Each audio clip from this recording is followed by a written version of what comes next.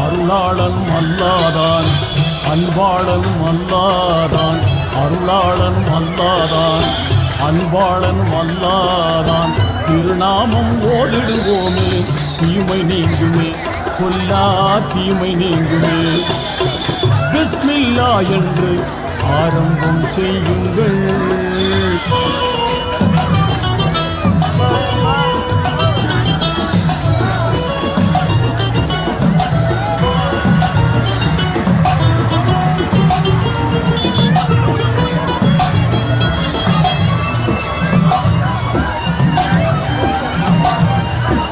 இறைவன் பெயரால என்றும் துவங்கும் எல்லா காரியம்